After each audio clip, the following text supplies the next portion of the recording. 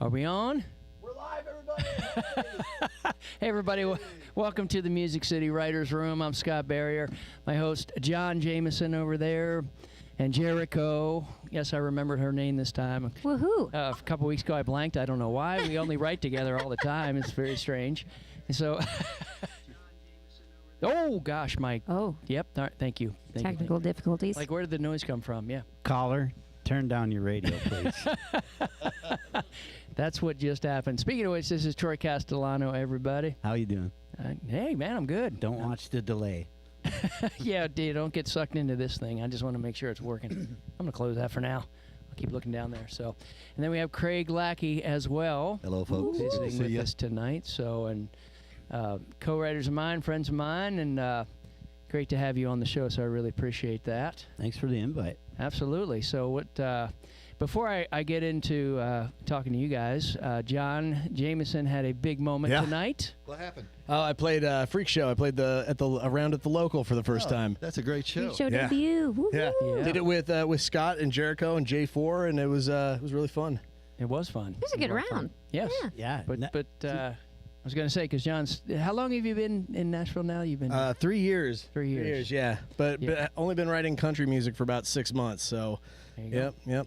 So that was Felt like that was a kind of a big night. It was fun. Yeah, it was awesome. It was really fun tonight. So Did you play country music at the Freak Show? I did. I did. Yeah. There's so many songwriters down in the Freak Show crew down in Key West, right? Oh, yeah. What? Yeah, Lots. yeah, they're missing people. Yes, yep. The Key West Music Festival, is that what it is? I don't even know. This is the least amount of people there on a Friday I think I've ever seen. It was I thought there were a lot lot there, but no, I guess it's I usually don't. you can't even walk. Oh, it's crazy. usually flooded with people. Crazy.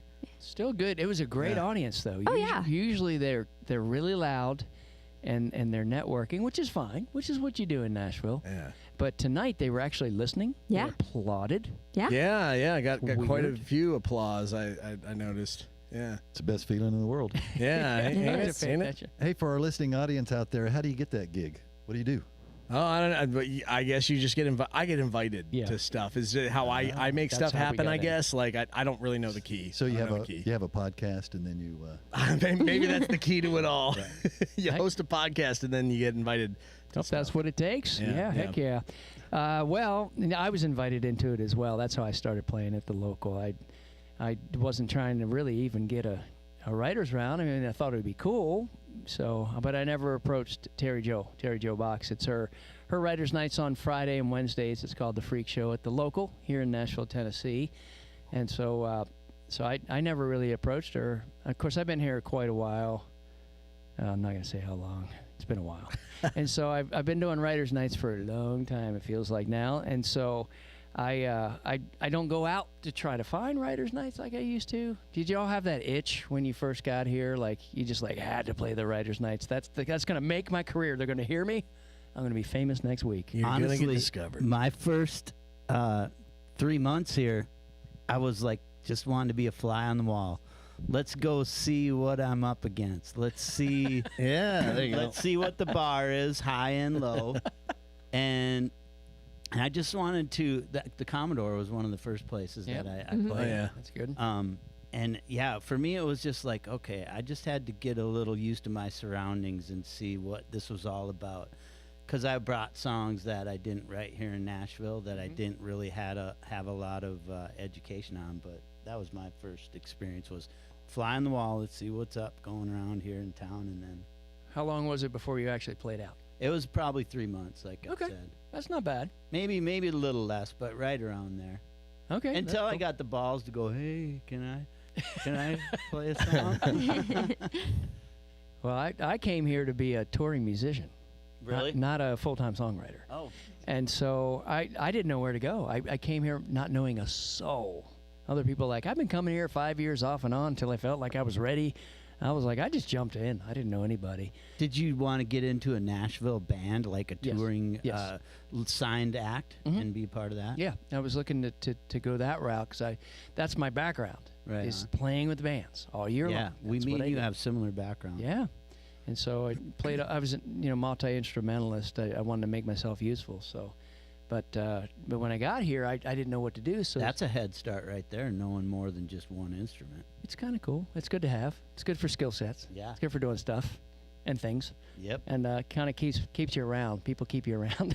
Now, to lead on that just a little bit is like, I'm a guitar player, but when I came here, I didn't go like, hey, I'm a guitar player and I'm here to play, because there's so many killer players. Oh, I'm there like, are. man. I'm not even going to say that I'm a guitar player. Yeah, I would never cop to that either. I'd I just keep tinker that on and the write some download. songs, Yeah. but yeah. Yeah, I'm probably not allowed to call myself a guitar player either. Like, yeah, especially I don't have no formal music training. Yeah, you're all whatsoever. self-taught. I taught myself how to play some chords. Is pretty much how I. But that's all you need in order to write a song. But That's the best place, I think, to come from. At least start there and then go get your schooling with music, you know? Yeah. Yeah, I think most people do, but sometimes they take it to another level by going to Berkeley or something. Never did. Hey, that. there ain't nothing wrong with that. MIT. I don't think there's anything wrong with that. I think my buddy Asher, he works in the studio the rest of the week, and he has a math degree, and he really gets granular about all of the theory stuff and all that stuff, and it's fun. It's actually really fun to work with people who have that kind of understanding. And then the thing that's cool is you'll do something, and you're like, oh, I can't believe it. He'll say something like, oh, I can't believe you went from the fourth to the this and the this, and I'm like, oh, that's cool. Like, what the heck was that? That's cool. I'm glad you thought that was a cool move, and it's great that somebody can articulate that. You know, I don't know, but That's one of my favorite things about writing with you, actually, is that you are self-taught. And it's just so neat to me how, sometimes I'm like figuring out your chords and I'm like, oh, we went there, you know? Yeah, it's different but then, because you're winging it. Yeah, I love it. But then sometimes it's completely the regular, structure, like, 1-4-5-0 with the 6 minor sometimes, and it's just neat how no formal musical training, but sometimes the things we were all taught to do is what comes out, Yeah, and I will say it's really helpful to have somebody who knows that stuff, because sometimes it makes the song so much better. Somebody with that formal music training, they'll be like, this is really cool, but if we tried this little thing here instead of what you're trying, like some kind of a taking in a direction that theoretically makes a little more sense, sometimes it just makes it better. If it feels good, don't pollute it with math. Right. Or theory. I never let education get in the way. Yeah, it keeps you creative in cool ways. I like it. Don't let no education get in the way of music. I love it. It is very true. It's very true. It really, so. music does have to be emotionally based. Totally. Before you really, all that's helpful to have that background, but it's just got to come from a feeling place, right? Yes. Yeah, authenticity, think, right? yeah. You can't get a degree in authenticity, right? Yeah, but then you get newbies that are into it and they go, oh, these hit songs are 1-4-5. I'm just going to do that, that's you got to explore more than that, I guess. Too. Yeah. Well, I think everybody's got their. It's like everybody tries to copy what's worked before, and then they discover that it probably isn't going to work for them because they weren't in the room in that specific situation with those specific writers and that specific studio and the artist and all the things that go around that simple chord progression that they feel like, oh, that's the hit formula. It's just not going to work for them the same way because they're literally just trying to copy paste somebody else's stuff, and they're missing all the other ingredients. Yeah, and then you're starting with an emotion that wasn't yours, probably. Totally. Yep. Yeah. The two things that I think stand the test of time will always be true is make people feel something and dynamics. Loud, soft. Loud, soft. Those two things work no matter what. And 1 6 minor 4-5. Just move them around, different combinations. You'll be fine. Those 4 chords, you'll do fine. Something that's fun to do is I'm not a multi-instrumentalist. I can't even say the term. But I will sometimes pull out the keyboard, which I don't play when I'm writing, because it just makes your mind go in a different direction. Oh, yeah. When you have the guitar, I have basically 3 different melodies that I always go to on every song, and so a way to get out of that is to just try to write a cappella or write on an instrument you don't use. Yeah. True. That is true. Yeah, it's funny because I'm self-taught as well, but I did finally take theory classes. So I actually took that whole plan that you were saying earlier. Like I played piano for 10 years before I had a lesson. Wow. Which is crazy, but it did not pigeonhole me like we're talking about. So I can let my mind go wherever I want if I can find the ability to play it. Doesn't mean I can play it if it's in my head, but. Do you write on piano? Mm-hmm. So Yeah. you, like you're saying, it kind of like, for me, if I have no clue what I'm doing on piano, but I know it feels good. Back to that's me. I'm not really educated in all of the theory of music. I've just always been self-taught. But when I get on a piano, the melodies are way different, more They are. dynamic. They take you different directions. Yeah, there's a whole nother feeling from it. And same with like just capoing a guitar, you know, can do that. Or Open alternate tuning. tunings. Yep. 100%. I love doing that. It opens up your brain. Yeah.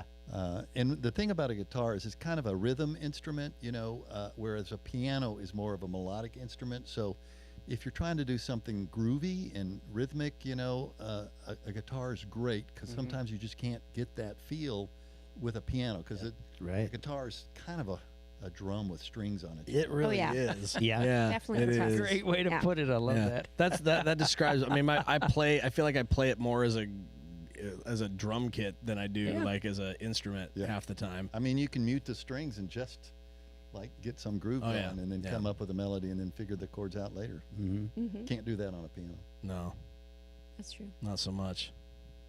I reckon. It gets a little bit too stiff. It can be. Yeah, It can be. Yeah. That it can. saying that, it's like now I think about it, some songs I've written end up like that eighth note Beatles thing. Like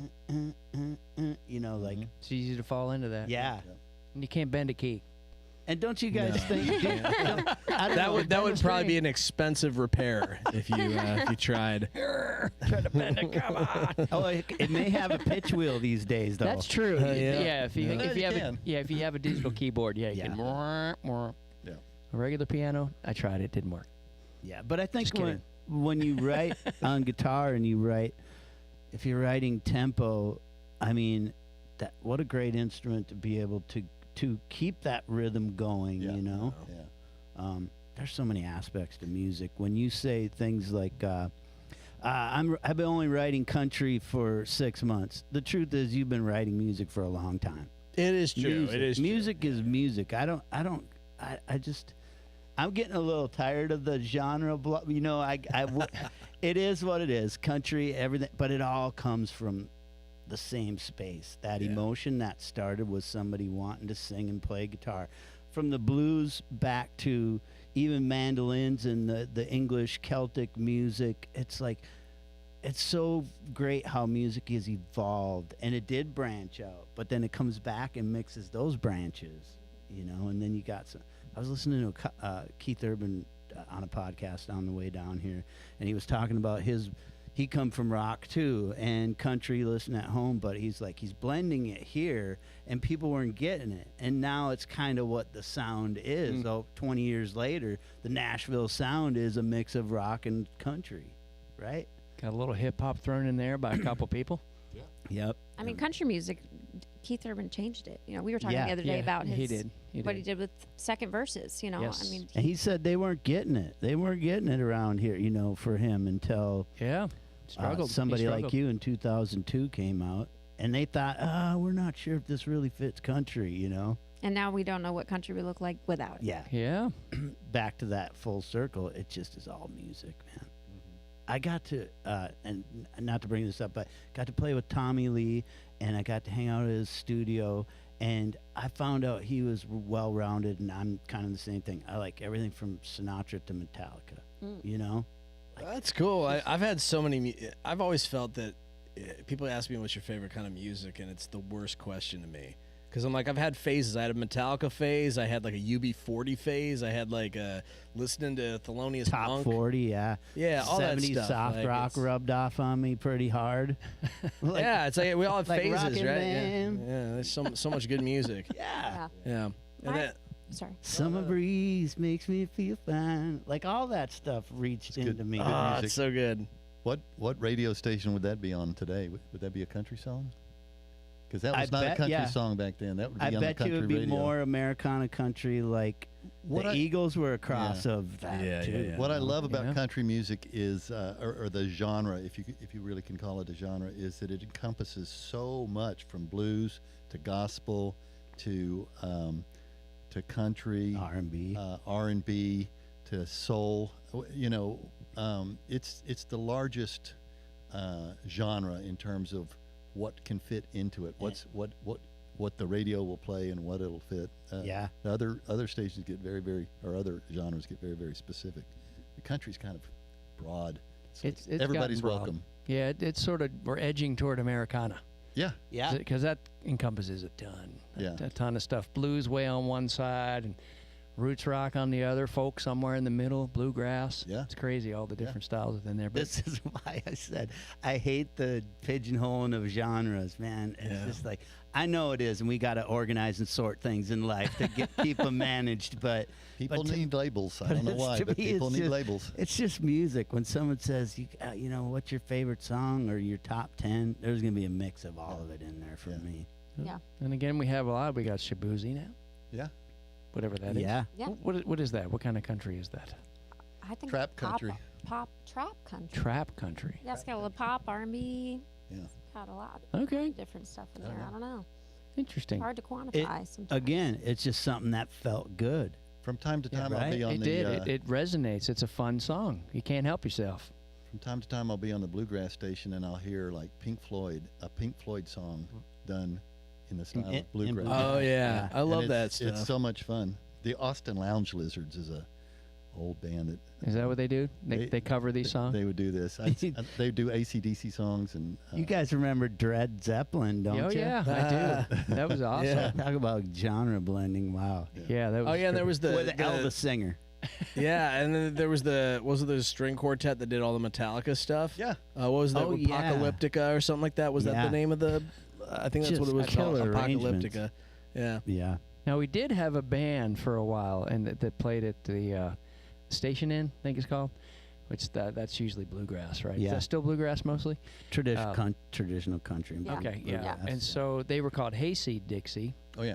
and they started by doing all AC/DC covers in bluegrass. Really? And they, were, That's and they were great. classically trained, but they switched over to bluegrass so they could play like crazy fast. Yeah. I called it speedgrass. It was Speedgrass. ridiculous. Like Bela Fleck kind Yes. of stuff, right? Yeah, just man, it was just crazy. Virtuoso stuff. That stuff Oh, is yeah. fun to watch. It was really fun. yeah. So I'd go to the Station Inn just to catch AC Dixie, and they would do all the AC/DC songs. And then one night somebody's like, "Can you do this other thing?" And they're like, "We'll learn it." So they started expanding, and they had all these different rock bands that they did, and some Def Leppard stuff, all kind of stuff. It was Those awesome. songs were good though. I mean, that's the Yeah. thing is like we laugh Yeah. at it, but those songs were actually really well written. Like they're Yes. melodic, they're catchy. Oh, like yeah. they were. Heck yeah. It's a reason why they work in a different genre. They're just good Yeah. Yeah. songs. Back to Yeah. Troy's point again is Yeah. good music is good music. It is. Let me show you. is. So how many of you here were rockers before you, I guess, became country? Me right here. So I mean, definitely. Me. well, actually, I was a band geek, and in a barbershop quartet. I was gonna. You've done everything, Scott And then Barrier. I did some musicals, and then I got into rock. Because I was like, I gotta like toughen up my my persona here, my reputation, because it's singing "Stop, look, listen to me." Has anybody seen my gal? All this stuff. What I was gonna do here was I was just gonna say. So I have friends, hardcore friends, like, oh, so you're gonna move to Nashville? What are you gonna be a cowboy now and all this? And they hate country music. And then I'll go, oh, you hate country music? Well, let me play something by a hardcore metal god that's country. They go, no way.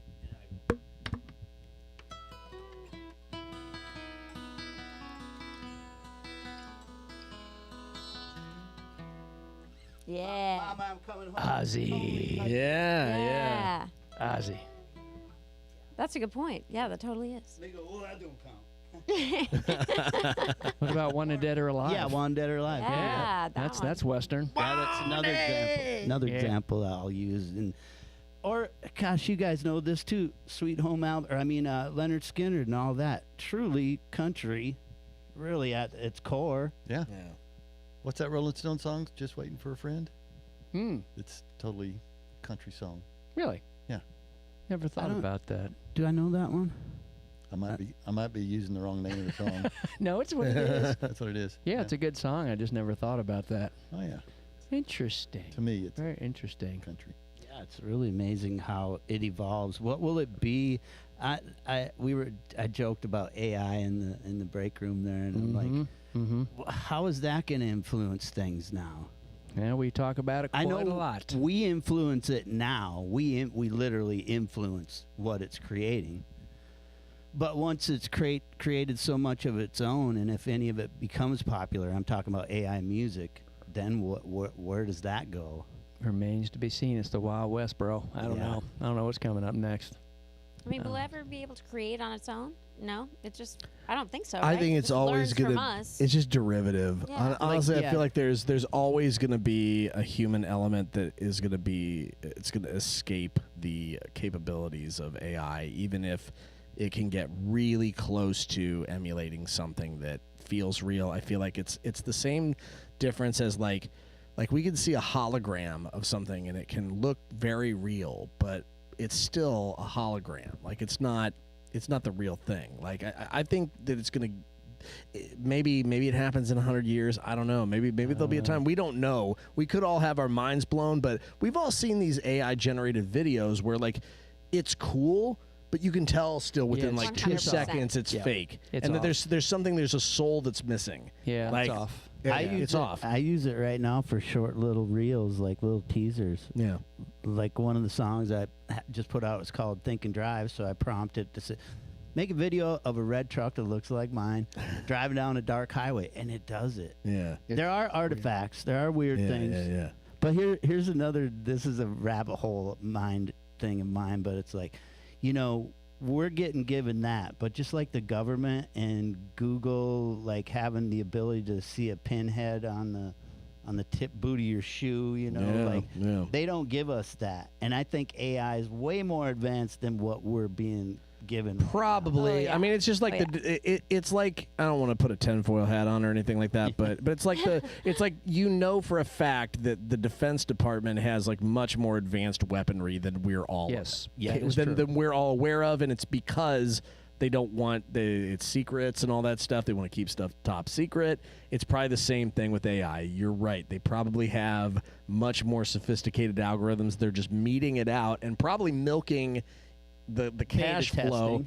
They're milking the cash flow of it as much as possible, just like they do with pretty much everything in life, just technology wise.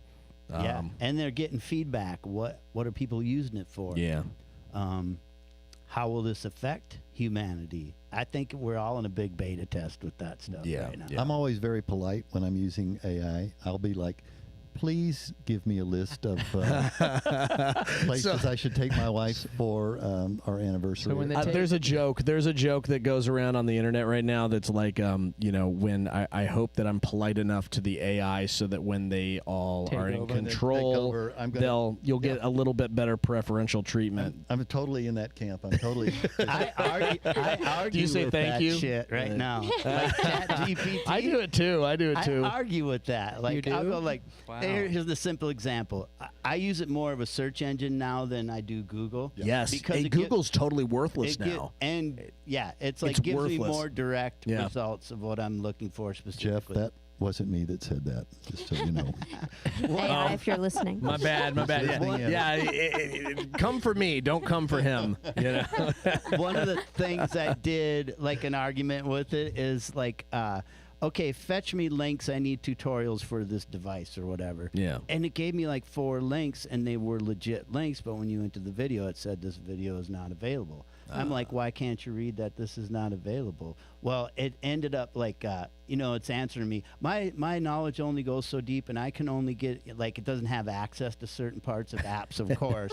But literally, there's probably better examples. But literally, I will question it all the time. Why do you do this? Yeah. Why why can't you do what I'm asking? You know. I'm sure that gets back to the engineers, and they'll get better at that, right? No, they keep track of our questions. Well, sometimes they don't. There's certain questions they don't like you asking for some reason or something like that, and you'll be like, oh, well, why can't you tell me your opinion on this or that because it might be controversial or whatever. It's Where's a like, good place to hide a body? I don't ask What's the that kind of government up question. to, Not that you kind of know? question. It always comes You back know. and says, "Call the police." Well, yeah. Well, one of the things that people have been talking about with this thing is since we're like using that Suno thing, Are you using it? not yet. Yeah. I use it. Other people I love it. is that we're feeding it our songs and we're teaching it. Yeah. Is that true? Is that? I mean, Yeah, it is. for sure. Yeah. Everything So- that you put in there, it's training the algorithm. So Yeah. somebody down the road's going to be using our melodies and such. Is that? yeah, I mean, I think that's 100%. part of it. How are you using it, Jericho? So I have used it for songs that I didn't have, just when I was kind of testing out at the beginning, some songs that I just had lyrics to, like going back through like notes in my phone. I'm like, I don't think I've ever had a melody for this. And I just put it in there just to see what it came up with, And then I've also used it for like some sync pitches, which I know is like super controversial with Mr. Sync guy over here, And Don't let the And, supervisor know that you did that. well, the thing is the supervisors that I work they don't care. I've Wow. had some placements they don't care that It they seems there's Alright. a couple camps. There's those Yeah, that there's are some that hate way it. against, some Yeah. that are fine with it. Which I've never Yes, tried yeah. to sneak any AI in and okay. pretend it's real. Like Well, I, if you have a supervisor telling you straight up they're okay with that, I mean that's fine. That's but, fine. Like it's just that's fine. It's just like 99.9% of the supervisors that I know are super anti AI. They're super anti replacing humans in the whole equation. And I totally agree with it. But I mean, Hey, how about this? Everybody's got their business model, right? Everybody's running their business the way they see fit. You Yeah. guys all distribute music through one platform or another? Yeah. Mhm. Like, what do you use? well, since I'm not an artist, I Oh, you don't? I don't. There's nothing. Anybody yeah. else I've here used distribute TuneCore. TuneCore? Disco. What do you Distro use? kid. Oh, Like, I've been into this. I've used TuneCore. Worst customer service.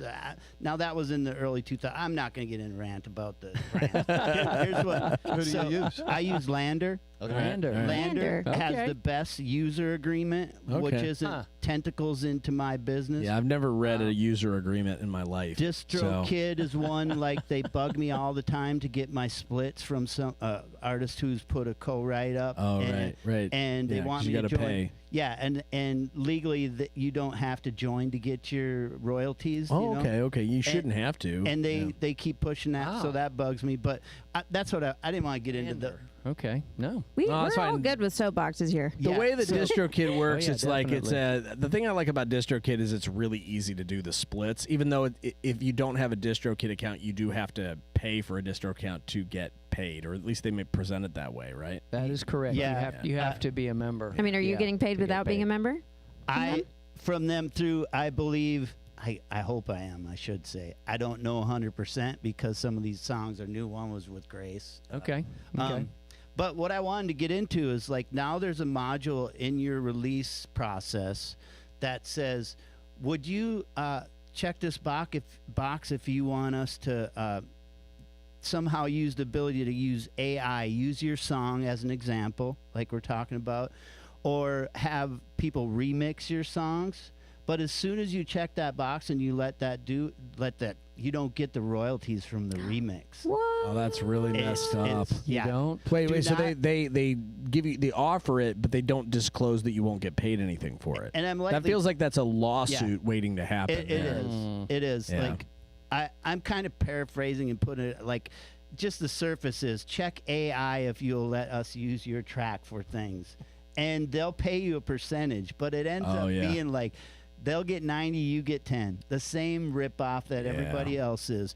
But I just say don't check that box. Don't let them analyze your music. Don't let them do remixes. Like somebody else can remix your song and put it out. Like, Well, that's pretty nice that they ask, at least. I've got a couple songs in like some royalty free. I won't name the specific libraries, but I got a bunch of stuff in. I've done a lot of stuff in sync. I had a lot of deals with different agencies that pitch my stuff. I've also got some stuff sitting in some different libraries. I have a couple songs that aren't like my best songs sitting in this royalty free library, which for anybody who doesn't know what that is, a royalty free library is kind of like if somebody is looking for music for their wedding video or something like that. They can go and they can pay $20 and you can use your song for that, like that kind of situation. But they also do like some stuff where they'll do like in-store like the music that's in like in a store, they'll license directly to there, and then you get a cut of that. But one of those sites just literally started paying me. I was actually kind of surprised. I was like, oh, that's a little bit more money than usual, and that's kind of cool.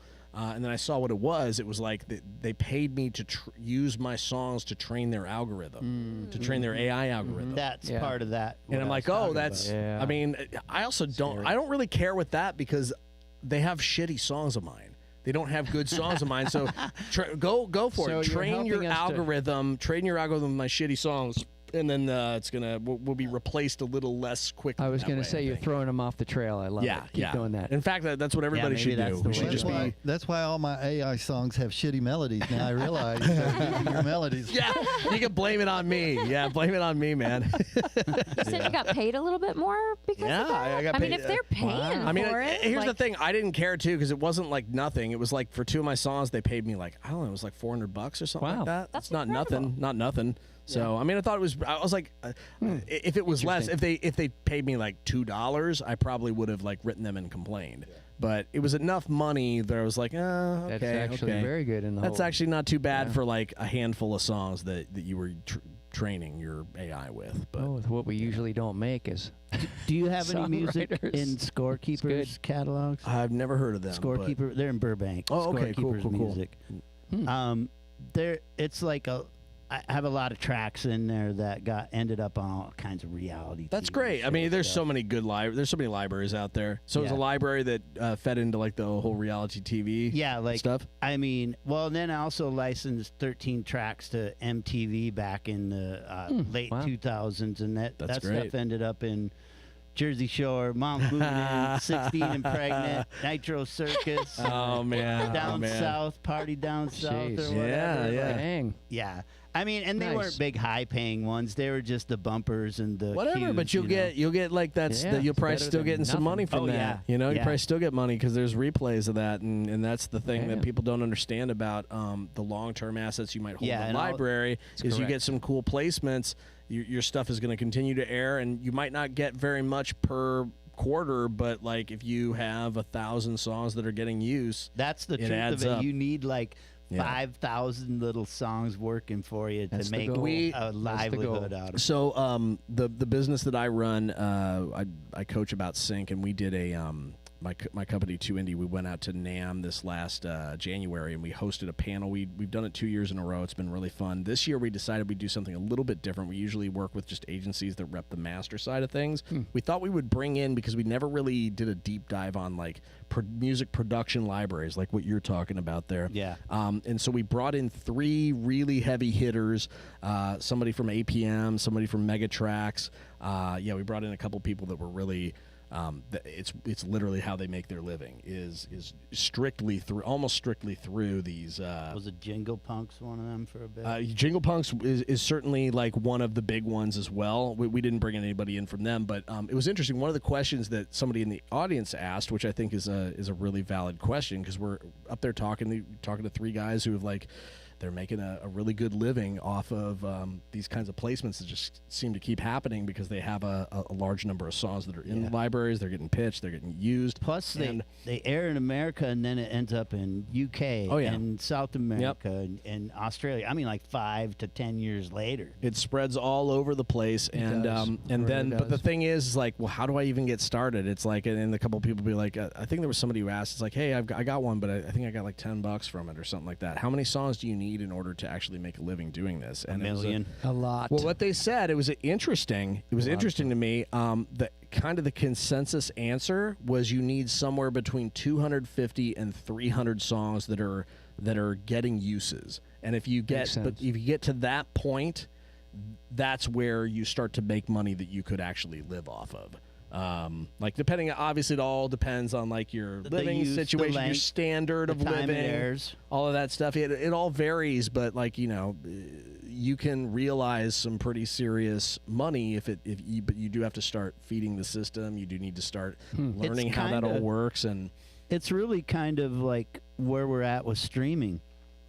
Of course, you want a viral hit and you want a hit that's got, you know, some momentum, but people are building momentum by just, it's kind of what I'm doing now is just putting more music Like out. content, Yeah, right? The yeah. more They call it music, content. the more music, the more it recognizes you're an active creator, and it's that same kind of mentality. Put as much of it as you can into it. Make it quality, of Yeah. course, but put as much as you can into it, and then the more you'll get out of it.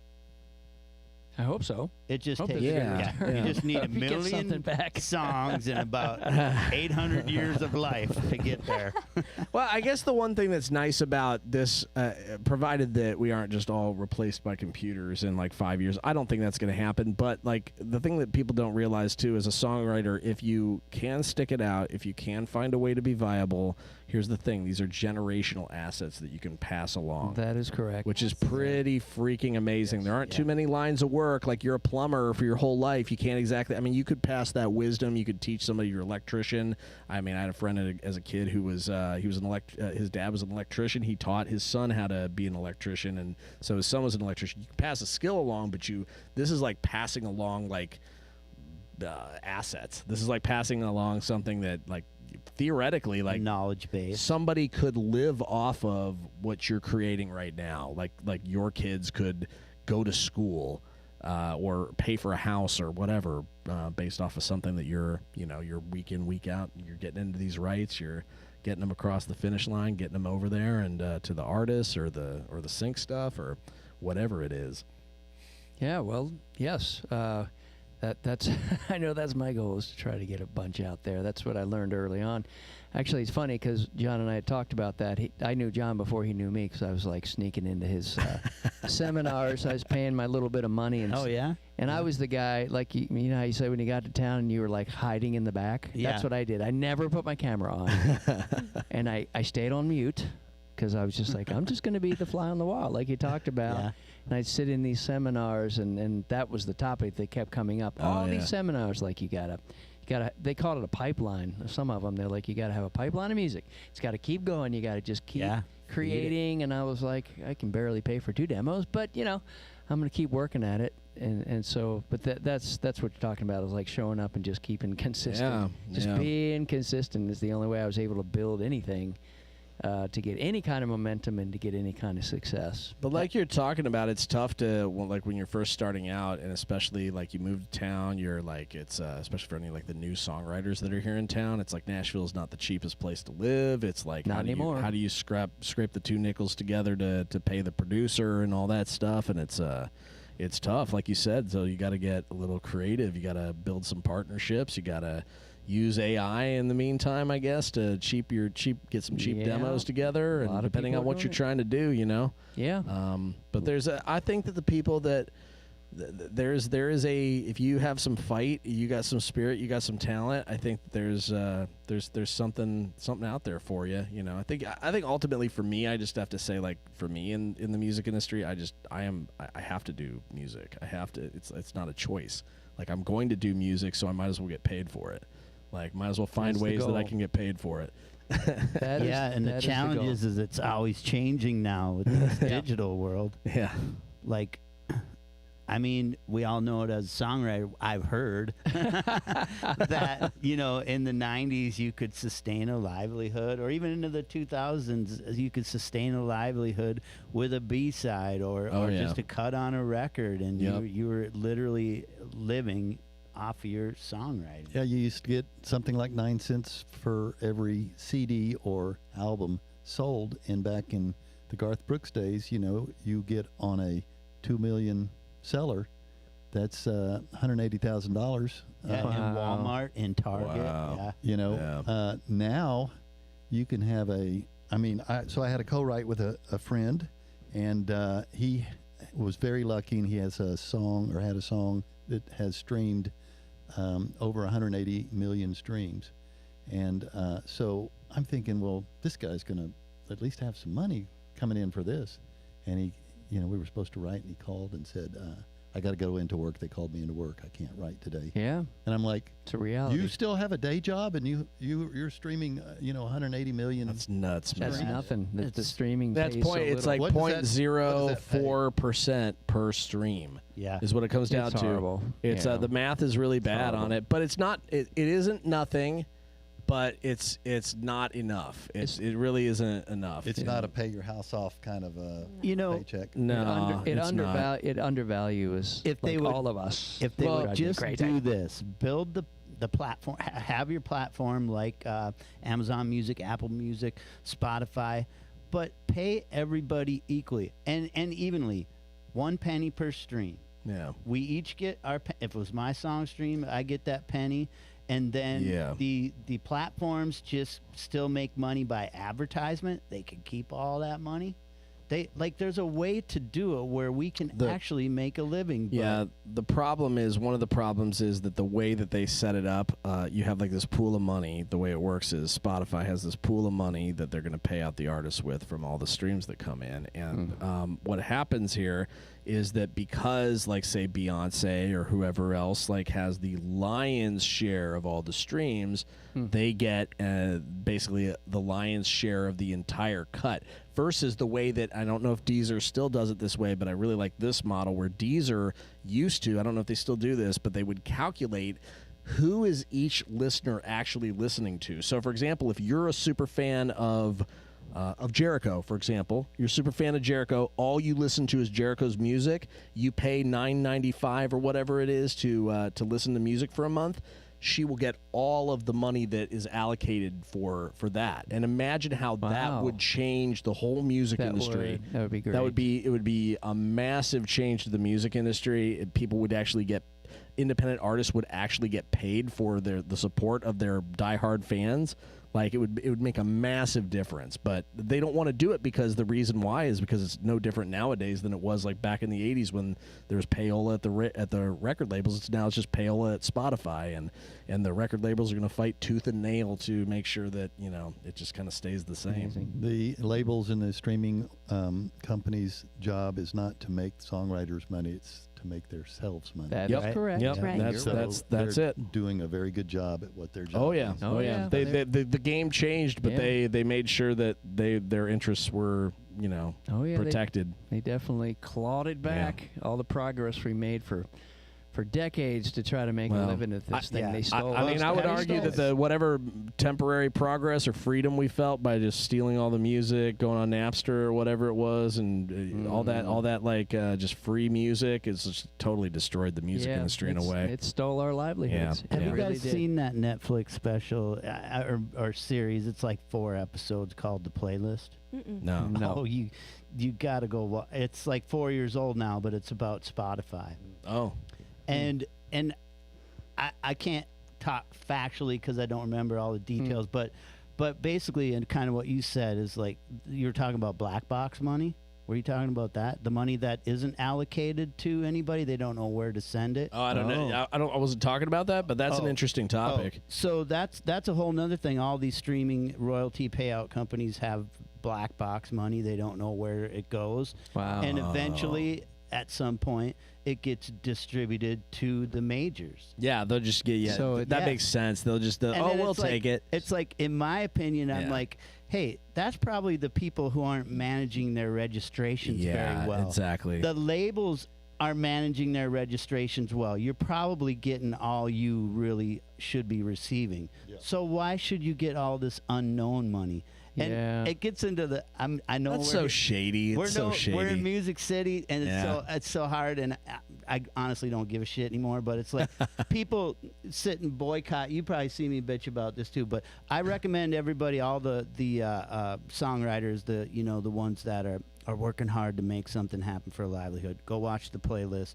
It'll tell you a lot about what's going on. But it really, what I was going to say is people boycott Spotify. You know, we get into these little cycles of boycotting Spotify. Yeah.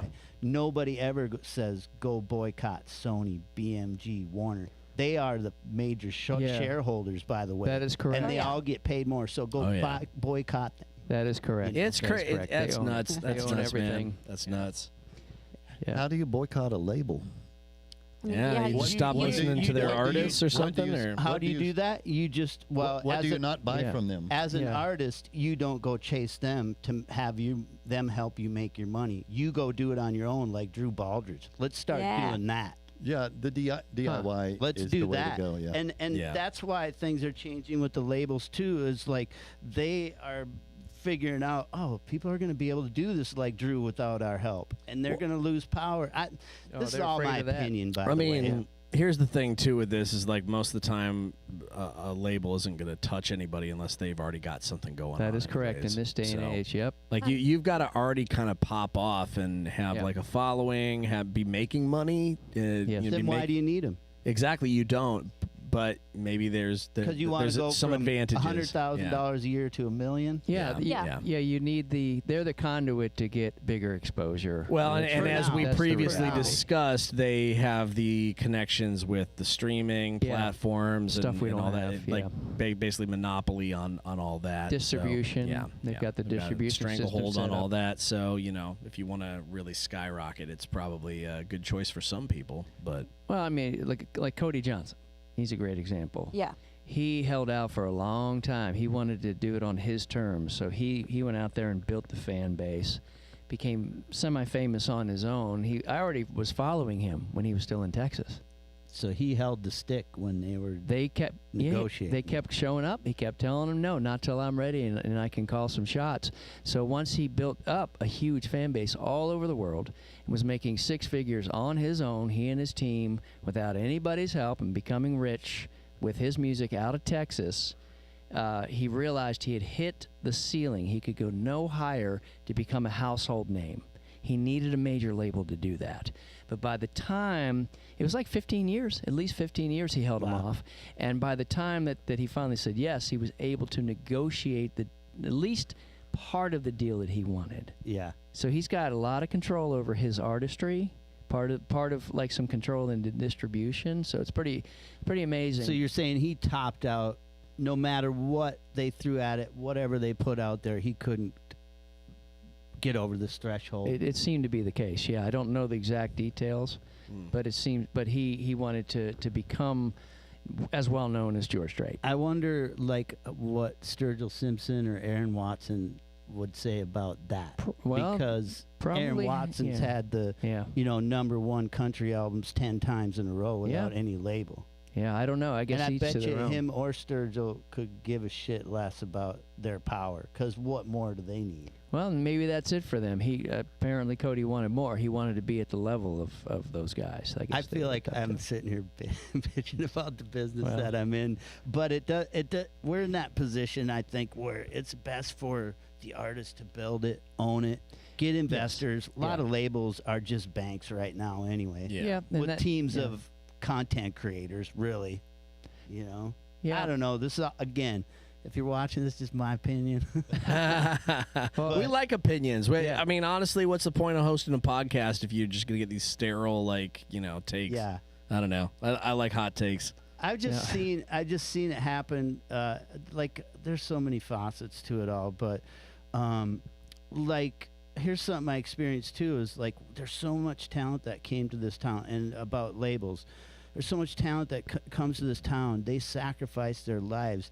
They are writing killer songs. They are great performers, but A&R Music Row looks online for talent. That's true. And you That's go true. like, that person you just signed, they don't even have any stage experience. Vince Gill said it. Like, first thing they do is they don't go, let me hear some of their music. They say, what's their numbers? Which is just the bullshit way to work. Well, that's it. That's it. Is it going to make him money or not? That's what it comes down to. And so Yeah. that's why I'm so on this kick right now where it's like, build it on your own. Find investors to build it. Do not sacrifice 80% of your creations to get 20. I mean, 80, whatever 80, 20, 90, 10 deal is. Yeah, they're pretty bad. It's good They're pretty bad advice. I deals. feel like that's good advice for anybody who wants to go the artist route. Yeah, for sure. build your own, create your own industry. Don't wait around for the labels, people. Yeah. Don't wait around for them. Build your numbers. Well, get the out labels, there, be they're not creative. even going to sniff around for you anyways Not until here, not Nashville. until you show something. You It's got to show something. Then it'll come. It's almost You'll this, probably have to beat them away. this metaphor too. I feel like is what goes on because the A&R at the labels are trying to impress their peers and each other too. Yeah. It's like this. Look, like opening my jacket here. Check this out. Look at that. Look at I got this little thing. None of you know about it, But if you bring up somebody who plays in town here, that is phenomenal. Everybody loves them, but they don't turn their chairs because the other one isn't. Or it's this. Yeah, we know so-and-so. Yeah, I know so-and-so. We all know them, but Yeah. nobody's taking a chance, so I'm not going to either. Yeah. That's So for it's sure. easier to go, look at I got. Nobody else knows about That's why I it. go- I'm yeah. signing this guy before. Oh yeah. Like, Yep, because they're signing you for not you. You know that, right? They're not signing you for you. They're signing you for what is behind you, which is the fan base and the numbers you've created. well, for sure. What you nothing can to market do with to. talent. It has Yeah. nothing to do with talent in this industry. Which is too bad because there's so much. There's a going lot Well, on. sometimes the talent is what gets them the fan base. they Like, gotta part have of it. what gets them Yeah. the fan base. You have to have. Sure. I will say this as a content creator, and I'm not a big content creator, but I will say, like, I think that people who make good content and are consistent, but then they're also just authentic, and they have a talent for tapping into themselves in a way that everybody can relate to. Yeah, connecting And, with people. and that's a skill. I feel like that's Yeah. a talent. So to say that there's no talent at all in it, Well, I think that's not what I'm you saying know. at all. They're very talented, a lot of these people that they sign. It's that they don't care because what they're really doing is they're waiting for you with all of your talent to draw all those people in. Yeah. And then they're going to sign you to get to those people for that Yeah. money. So that's what I'm saying is that's not the way the labels look at it. They don't look. Sure. They look at You're 100% right. at other Yeah. things. Yeah. That's I'm why not- there's so I'm- many collabs too Yes, with yeah. the stars now, even more than ever. You got a little fan base over here. Let's mix you two. Let's build that more so Yeah. the Duets. income comes in Yeah. bigger for us all the way around. Oh heck yeah. Heck Yeah. Artists So- are just pawns at this point. Yeah, They we're just look at employees. us as employees. Hey, there's a and chessboard over there. We could investments, literally like- play this out like right now. There's a chessboard sitting right over there. Yeah. What and about the writer that's not an artist, Me like a guy like me or a guy like and me Scott? like us. Yeah. I don't You know. know, we What about us? We don't have that many knobs to turn. We can collaborate with artists and hope those artists we're getting ready to write a song that for the first time, and my hope is that you'll love it so much you'll record it and that it'll push your career along. But this is my only path to Yeah, success. we live and die by the artists that we relate artist to. decisions. They have Yeah. no idea the power they have over us. no pressure. My goodness. Yeah, we literally live and die by that, by their successes, because Yeah. we pray that they do record those And when you songs. started that dream, it was a little bit more accessible to achieve. Yeah, it was, and also know, it was different easier world. to get a Now you a gotta- staff writing deal, which would put you with the. Well, you could artist. walk in Right. the door. Yeah. You used to be able to walk in the door and sell great yourself. song, You yeah. can't even do that anymore. It's- Now you got to be a videographer, a video editor, content creator in general. You got to be a producer. You got to be I mean, should- multi-instrumentalist. Like if Should you, Scott and I be Retire? on, Yeah, on probably. TikTok? Should we be on TikTok? we're writers. We're not even artists. I mean, who's I gonna have a look- love who's hate. gonna- and There's relationship probably an with interesting that shit, angle. too. who's going I to don't look know. at us on TikTok? I mean, call in if you have the answer to this, because we don't know. Well, I can't complain. Things are pretty dang good and I'm staying very busy. So You are like a seed planter. Like I used to joke, like Yes. I'm playing. you see that, do you? I'm Johnny Music Seed. That's what I would say to people. Johnny Music Scotty Music Seed. I'm Music just Seed. I tossing. like that. There you Some go. are going to grow into weeds. Maybe one or two will grow into a mighty oak. But in the meanwhile, I'm just planting seeds, and you hope. That's just exactly what you it do. is. Yeah. As songwriters, that's what we do. We Yeah. invest. we support, we champion, and we invest in people's lives Yeah. and artistry. And that's a great way to go about it too. Mhm. It's just like, Yeah. because if you do that 1,000 times, chances are somebody's going to break in a way where it'll be lucrative for you. Maybe not a livelihood, but yeah.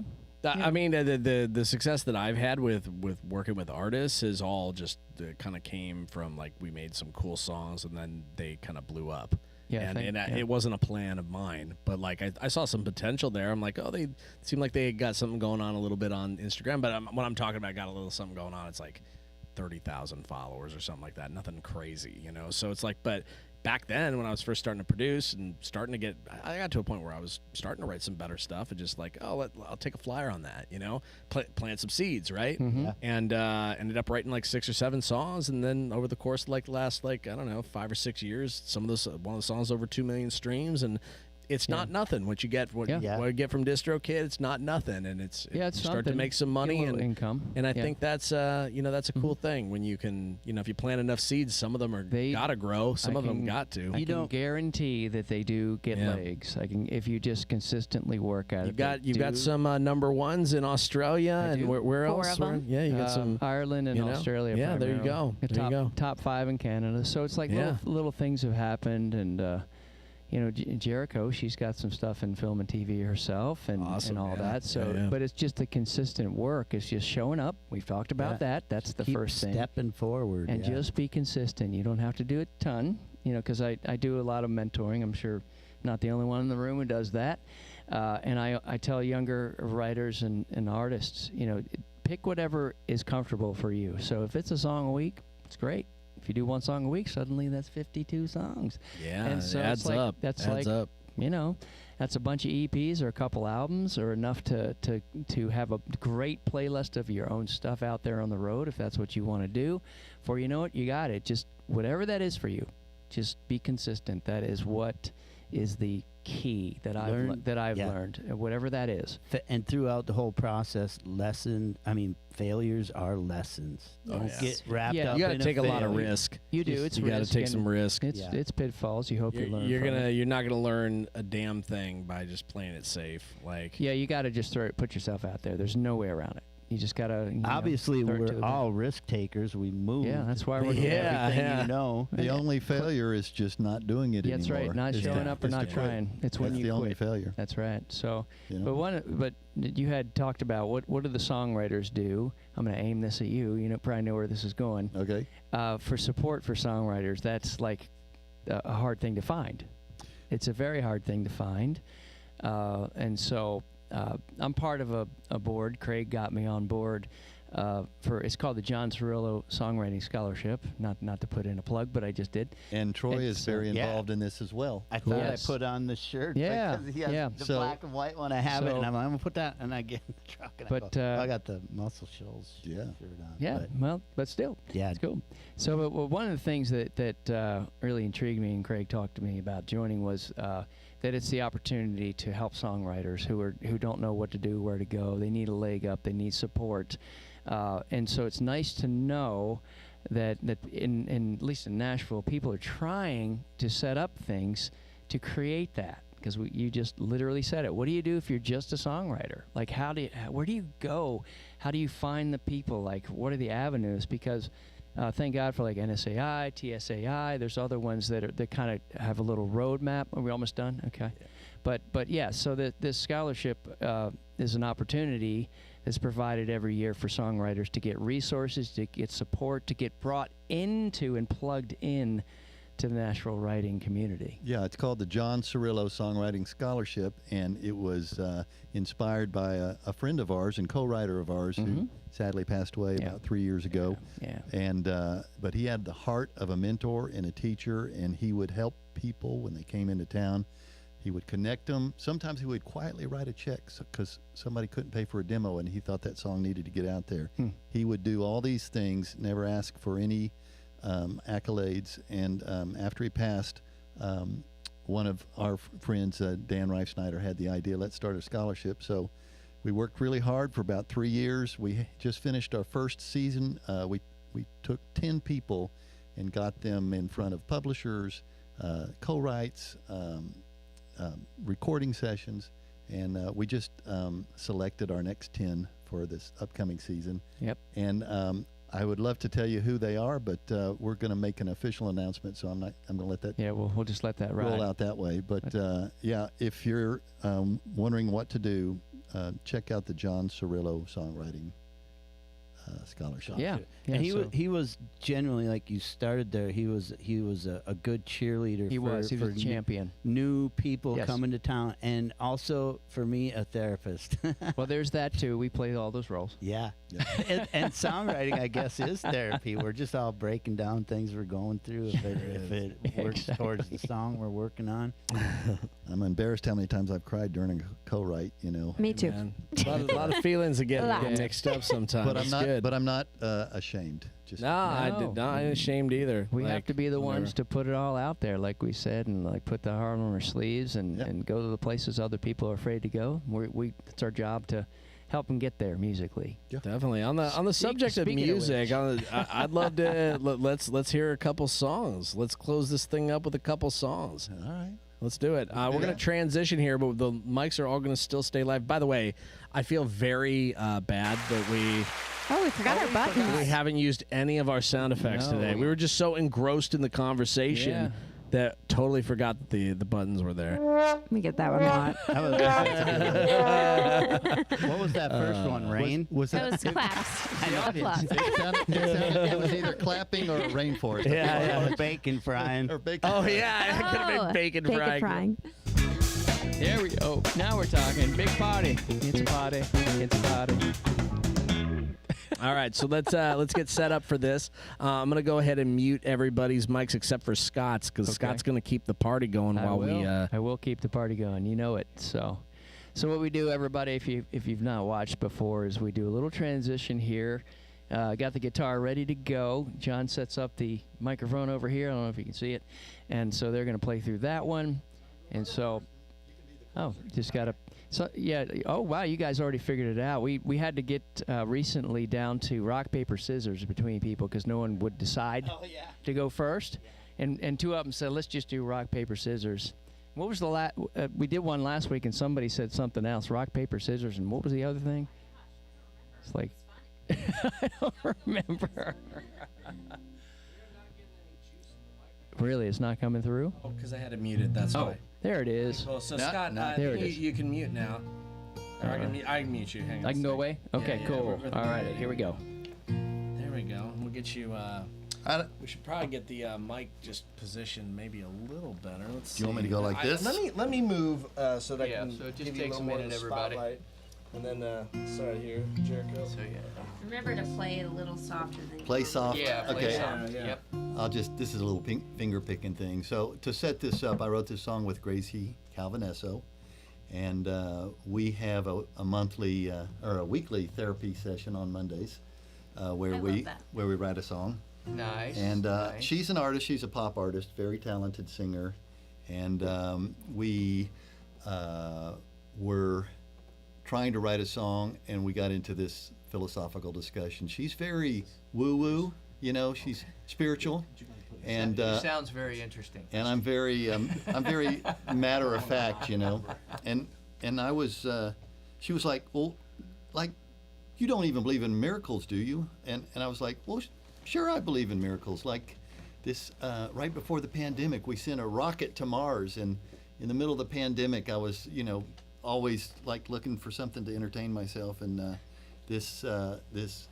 Martian lander lands on Mars and deploys a little rover, and out of the bottom of the rover comes it dropped a little baby helicopter, and then wandered off, and then this little helicopter went up and flew for the first time on a foreign planet, and I thought that was a miracle. And so she said, well, let's write a song for you to sing, because I don't hardly ever Sing write about- songs for myself or sing songs about helicopters. About helicopters on Mars. Right. Yeah, okay, I got you. So this is what we came up with, and we put it out last April 25th, so on all streaming platforms, as they say. You singing? Yes. It's a duo with me and Gracie. Nice. Very cool.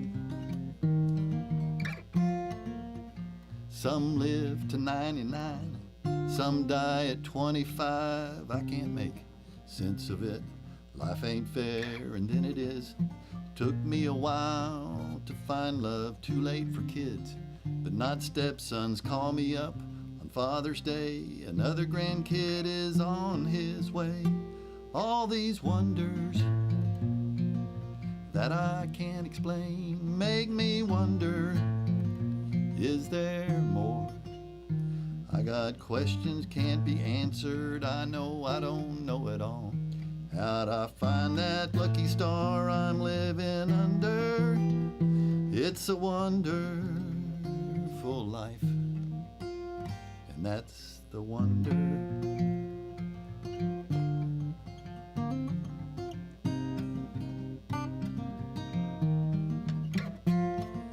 Rain keeps falling, oceans keep rising. Up on Mars, helicopters flying. Miracles happen if you believe them.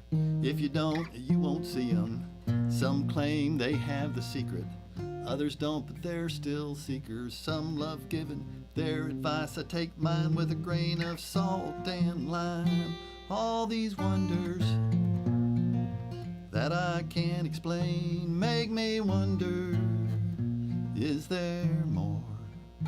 I got questions can't be answered. I know I don't know it all. How'd I find that lucky star I'm living under? It's a wonderful life, such a wonderful life, and that's the wonder.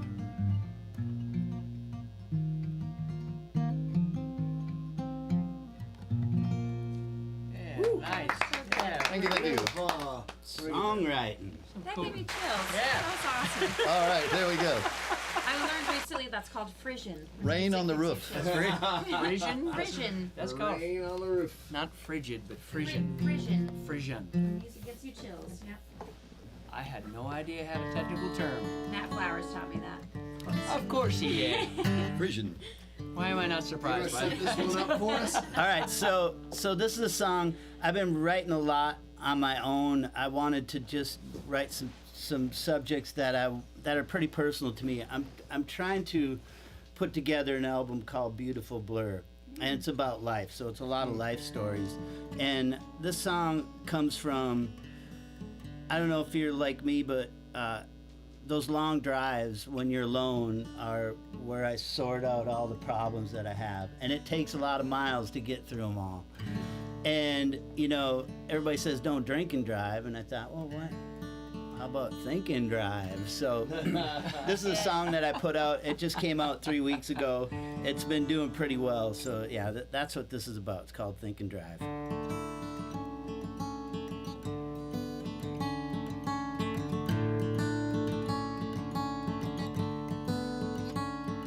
Sometimes I gotta fill the tank, hit the road and let that motor crank. Play a song that I know so well, one I need when I hurt like hell.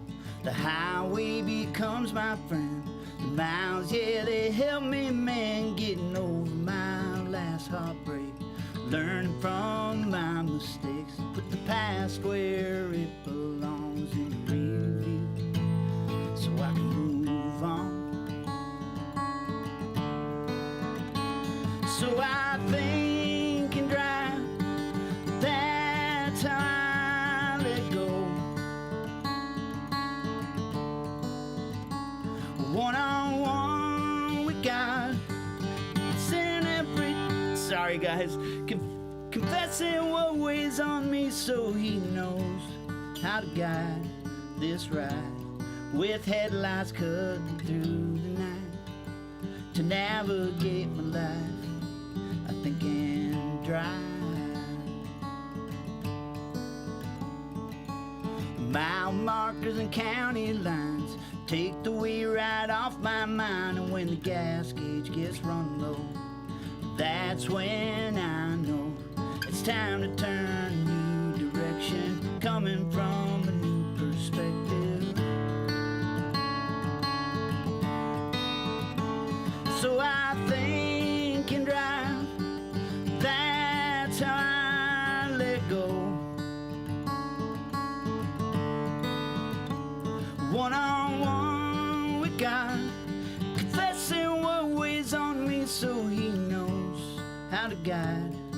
this ride with headlights cutting through the night. To navigate my life, I think and drive. When my world feels like it's out of control, this white line therapy's good for my soul. So I think and drive, that's how I let go.